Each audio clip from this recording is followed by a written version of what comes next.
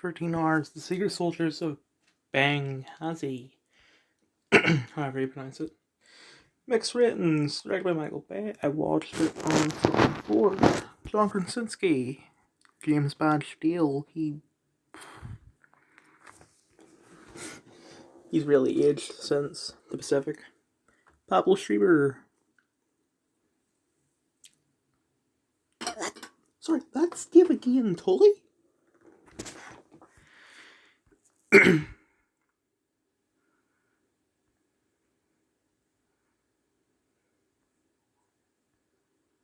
Freddie Stroma.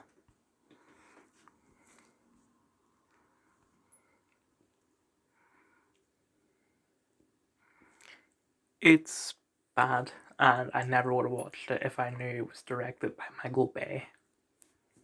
Because the cinematography is what the problem was. It's hard to understand what was going on. My phone is being really slow right now, but second chance review. Haven't done one of these in a while. Fringe. I liked it this time round. Not much else to say. The thing that like got me to watch it was that I saw Kirk Acevedo in 12 Monkeys. I've seen this man in everything. And like I looked at his Wikipedia page, like Fringe, like he was in that as well. And I read about his character. It was like first episode of season 2, killed by a shapeshifter who, shifts his shape into Kirk's character. Thinking like, I didn't know this was what this show was about. But yeah, it's good. Oh, and speaking of Kirk, I also read like the biography for his character Ricardo Diaz for Arrow, because the problem I had with him was like the first 4 seasons, the bad guy was getting more and more powerful, and then with season 5 it was more psychological. Then with season 6 it was just some hacker, and I thought, I mean, there's not really much further that they can get than Damien Dark, unless they want to immediately do the Anti-Monitor. So I understand that they had to downgrade with Caden James, I think the guy's name is, which I'm surprised that I remember his name, but he gets killed by Ricardo Diaz, and like, who is this random guy, and why did they not just like easily deal with him? But because I don't remember them ever saying, and I should have been obvious, but I don't remember them ever saying that he had basically everyone in his pocket. Like he was bribing all the cops and stuff. So, turns out season 6 of Arrow actually is good, which means all of Arrow is good. Anyway, Don't Breathe, Universally Positive Ratings. I watched it on Film 4.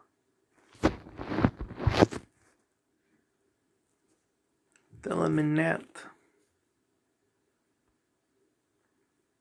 Why the hell's with that many people in this? It's bad. It did seem like a unique concept, and like I seen when I had the VPN with one of the ads, I got a trailer for the second movie, and I was thinking that's a unique idea, having the good guy as what is making the film so scary.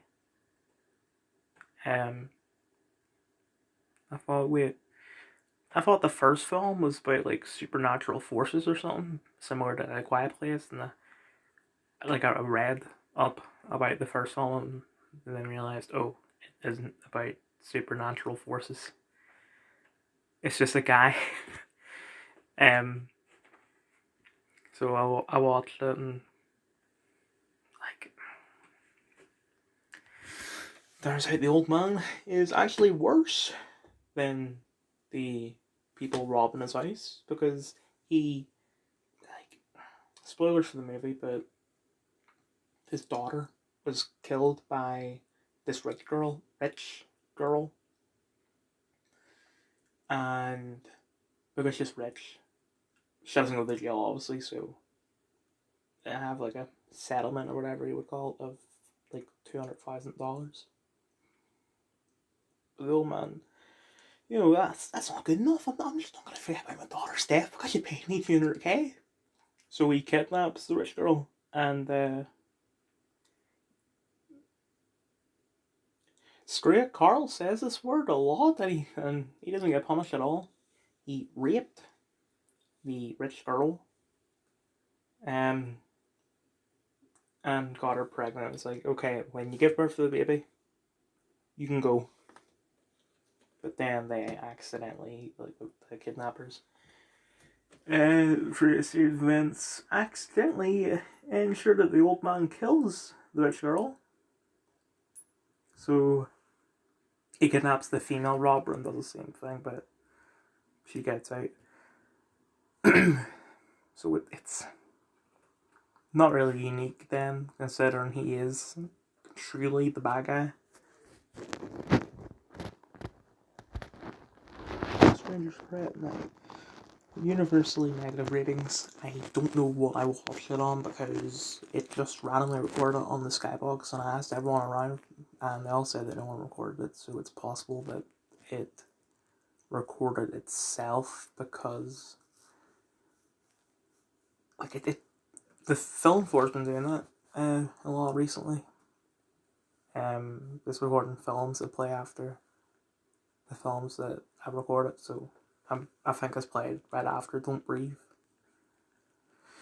And I decided to watch it anyway. If I can get the cast, please. Despite the fact it's probably the only one that I know. Christina Hendricks. Liv Tyler is not in it. It's good. Feels like there's more, but I've looked through. In fact, I'm currently looking through the Skybox to see if there's anything that I missed, despite the fact that I've deleted all the films. But nope. So, this Twitter as of 5 p.m. on Thursday the 27th. My phone could scroll down, please. Yep. July 2022.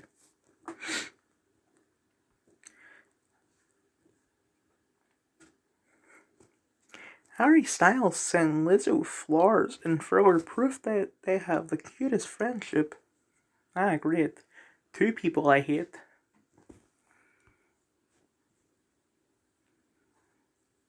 Chris Rock cracks joke about Will Smith and the infamous Oscar slap. Well, I mean, that was, April? It's been a while, Chris. Why are you only talking about it now? People stopped caring months ago.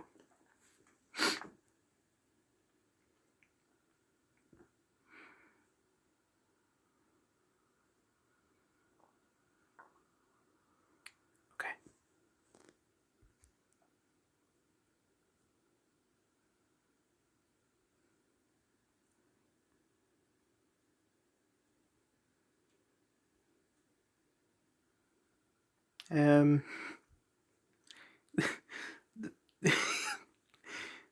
Does this mean what I think it means?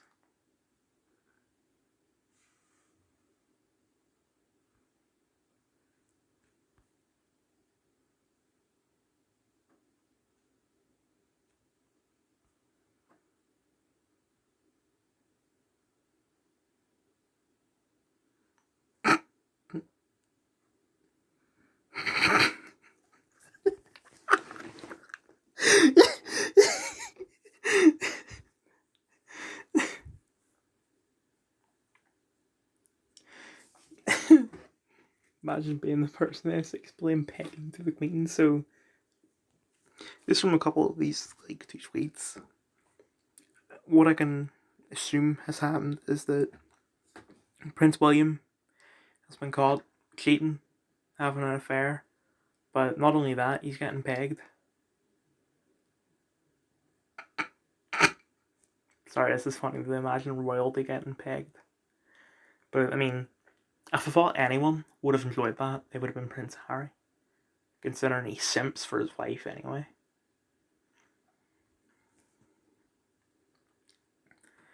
So, like, when William was confronted by it, he just tries to, like, distract them by talking about Harry, I guess.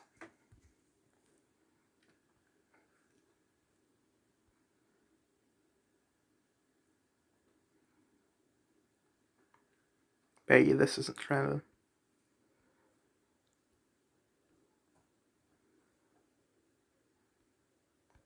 I didn't even know that head crabs have eyes.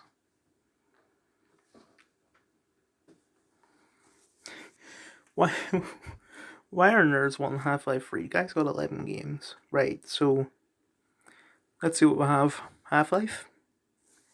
Half-Life Opposing Force, which is really just a DLC to Half-Life. Half-Life Blue Shift, which, same thing. Half-Life. Okay, you're missing Decay, which is also really a DLC to Half-Life. Half-Life 2. Half-Life 2 Deathmatch, I think this is a multiplayer game mode on one guess, so it doesn't count. Half-Life 2 Lost Coast is a DLC to Half-Life 2. Half-Life Alyx, okay, yeah. Deathmatch Source, same thing, and Half-Life Source is just a Source version of Half-Life. And then there's Episode 1 too. So really, it's not much.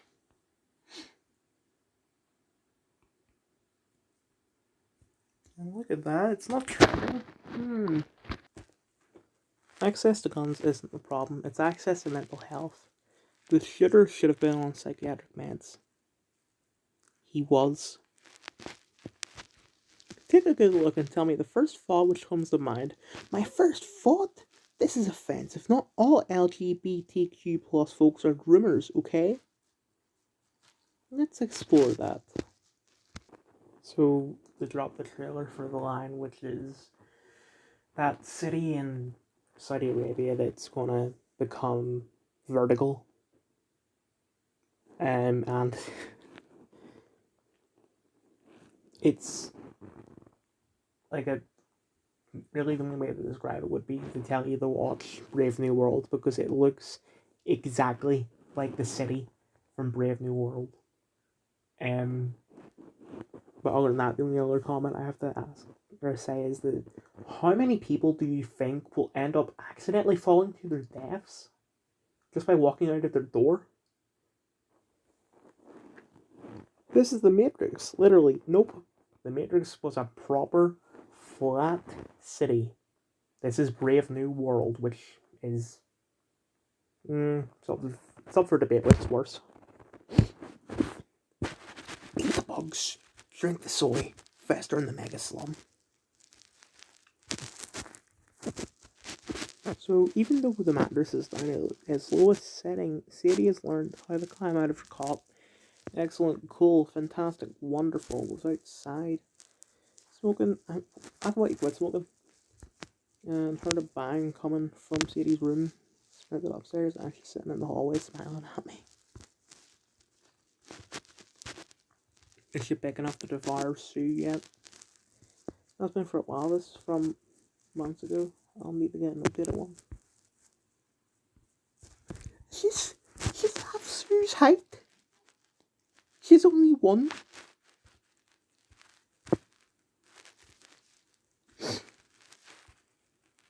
Either your wife is super small or your daughter's gonna be 6 foot when she's 6. Half small wife, whoops. Half superior genetics.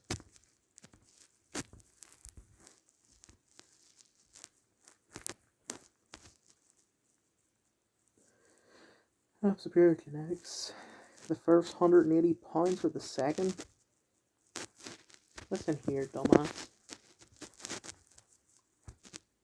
Okay, so I haven't seen that guy Humor hasn't changed since 2016 videos, but actually might have seen it in the first couple of seconds, but I guarantee you that it's just an excuse for this guy, Jack Pop, to, quote 2016 memes and not be called.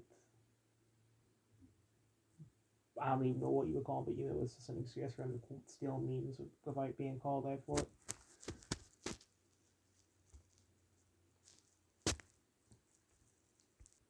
Okay, so I never finished this last night because I didn't get a chance. So sportosexuality is, according to the board, a brand new trend that has never happened before at all in history, but a brand new trend of people interested in becoming muscular, as if the complete opposite is not, in fact, reality. Men are pressurized to go to the gym. No, they're not. Mm-hmm. Like, as I was talking about earlier, it we are in a period of fat acceptance, right? So the complete opposite of what you believe to be reality is true. This guy is a cool guy. The leather trousers are rebellious and aggressive. And also sexual. No, when I see people wearing leather trousers, I just think of Ross from Friends. This guy is Christian, but we can't just say this guy is Christian. We need to drag it out and be like, I don't even know. Like, just give me a second.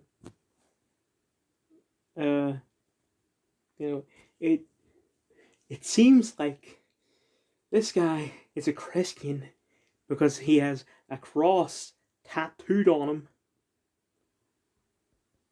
Well, he has a cross tattooed on him. He's Christian. End of story. That's it. Like, no need to doubt it. The media portrays black people as aggressive when, like, yes, I'm not denying that there are aggressive characters in the media, but that's, it's got nothing to do with the fact that they're black.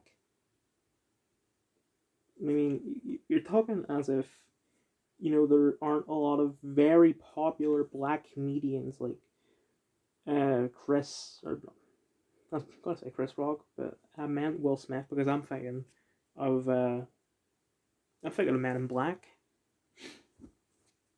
Like, he's not really aggressive in Men in Black, apart from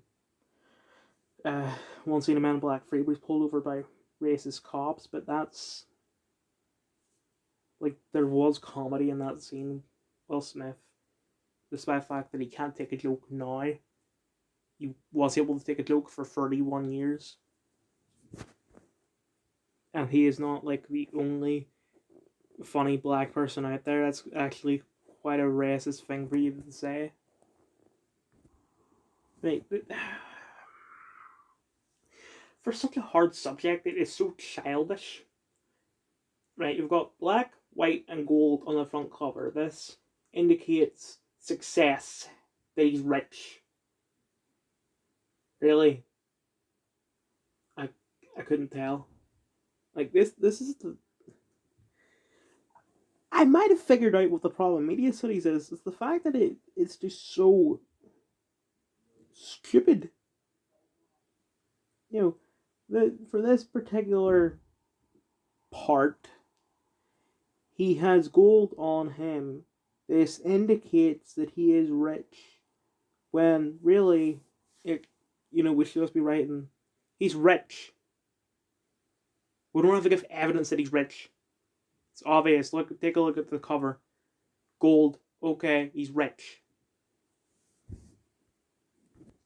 The fact that they were talking politics and the front cover indicates that maybe the magazine is made for people who are more educated. It's as if the working class know absolutely nothing about politics.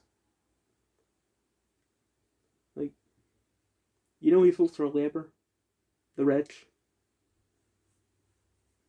Because, like, Labour, like, we're the party for the people, for the many, not the few. but it's the rich that vote for them. Fucking, I'm a good person by doing this. This is my good deed for life. Now I have an excuse to be an evil prick forever. Yay!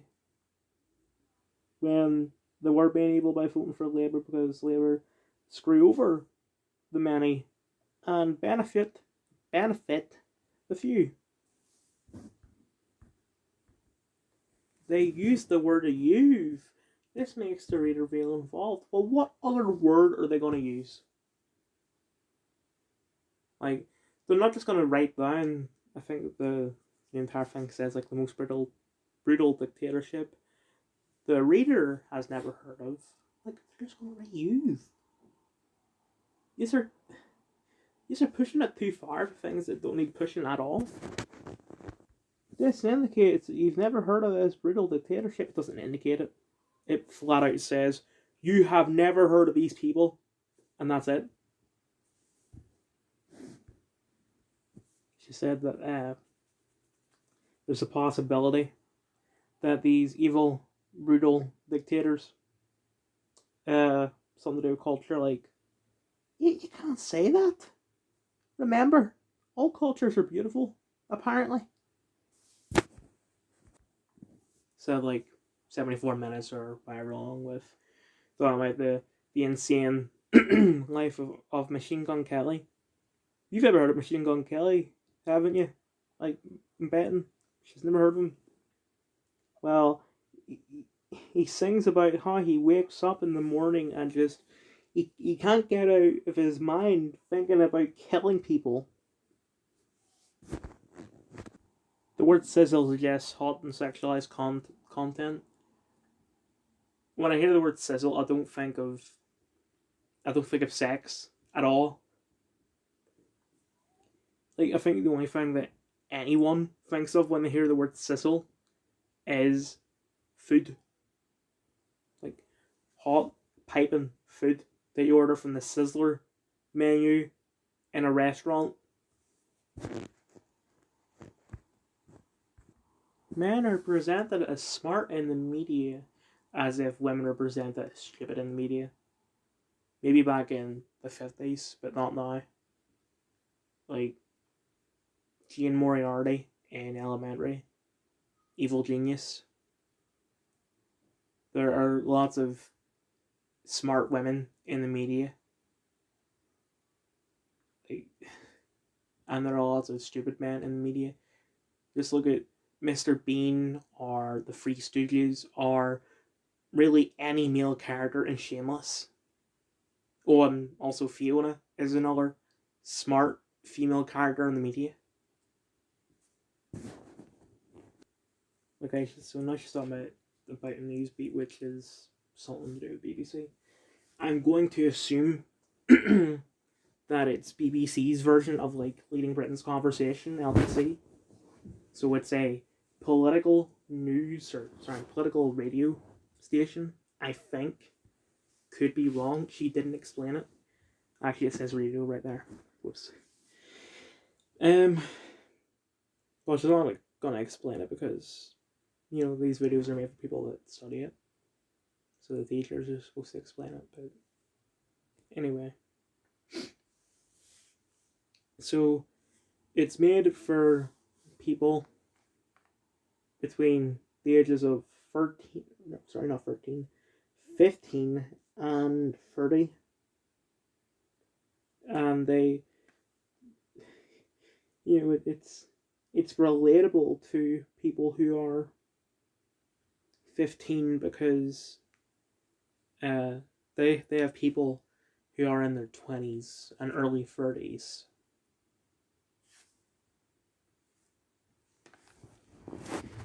I'm actually kind of conflicted because, like, I always talk about how, you know, the age at which people consider people to be old, or, well, I should say teenagers consider people to be old, is constantly decreasing. And, like, that teen idol is constantly getting younger and younger. So, it used to be that 40 was when people were considered old, then 30, 25, and now probably 20. And for the adults, like, I wasn't around. Well, I was around, but I didn't know anything about the subject at the time because I was like 7, I think. But I would assume that teenagers, like, their idol would have been Jennifer Lawrence because of the Hunger Games.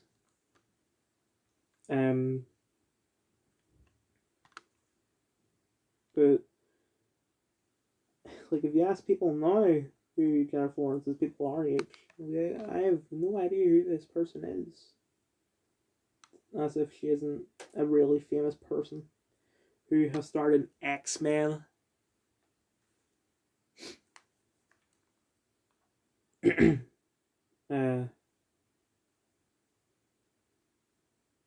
So I'm playing a game while talking.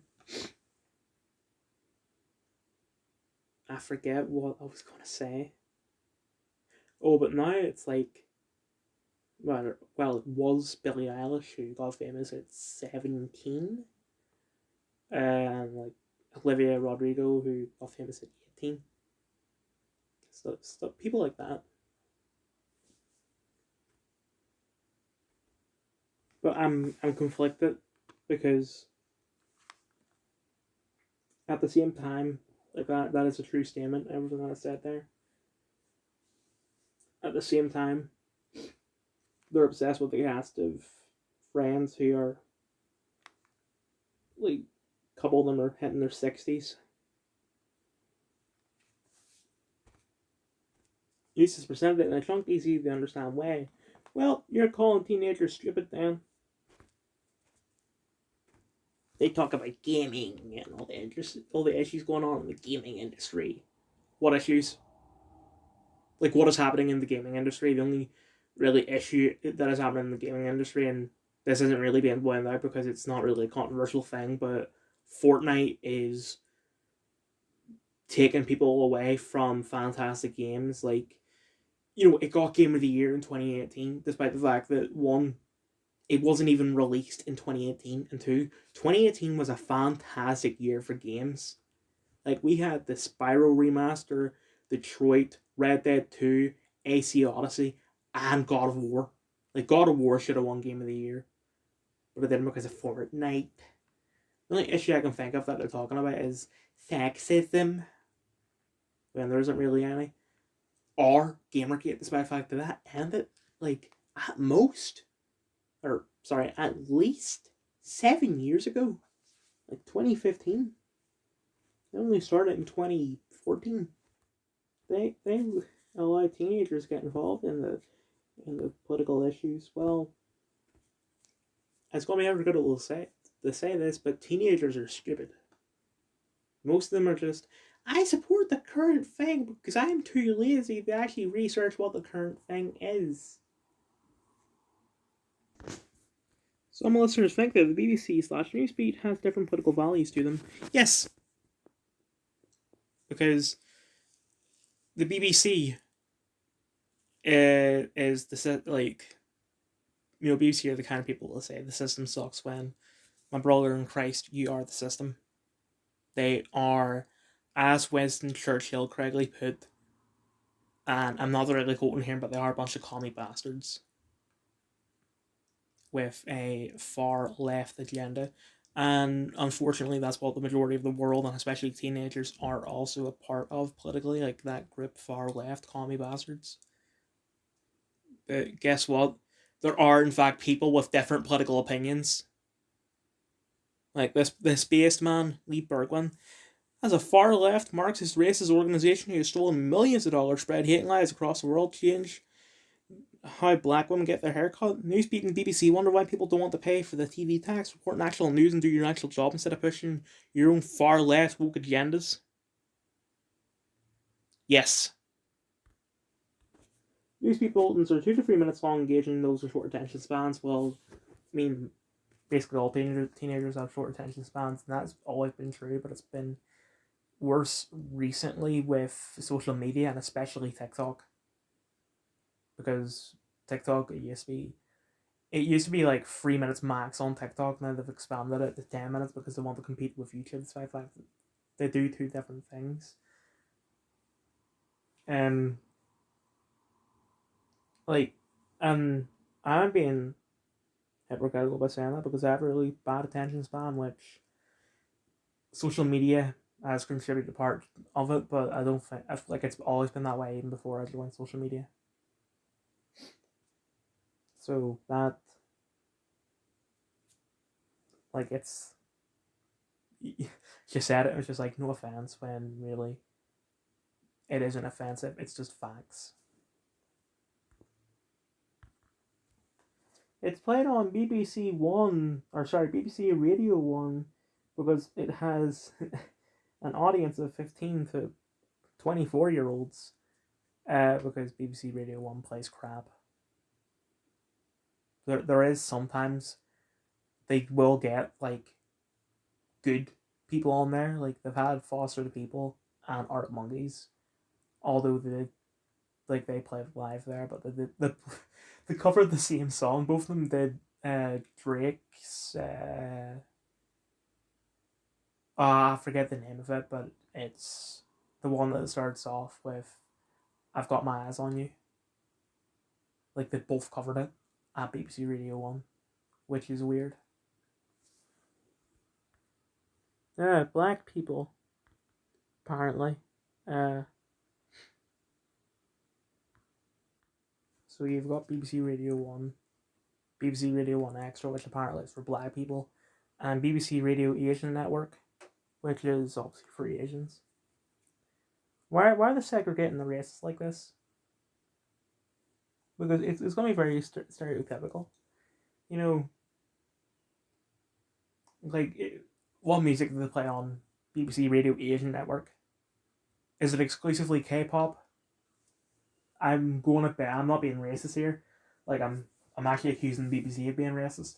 I guarantee you they play almost exclusively K-pop and J-pop on BBC Radio Asian Network, and for BBC Radio One Extra with their black target audience, I guarantee you it's going to be 100%, if not close to 100%, rap and grime, which is basically just UK rap, and drill, which is the same thing. Anyway, because the BBC is paid for by the license fee, they can take risks. They don't. The BBC do not take risks. In fact, really the only risk that they've taken is when they play Superman and Lois.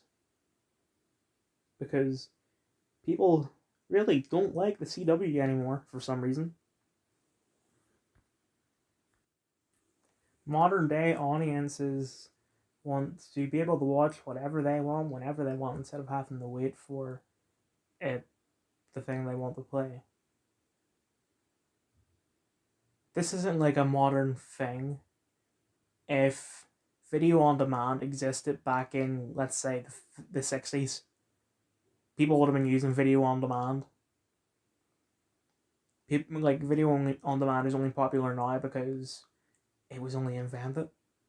Like, okay, 1999 isn't really recent anymore, but you get the point. She just admitted that she's guessing.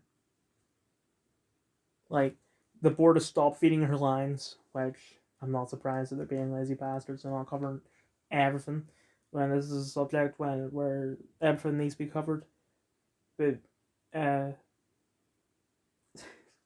I'm speaking too fast. My mouth's going fast in my brain. They stopped telling her like what needs to be told, and then she has to guess. That's not a good thing. Board, get up off your ass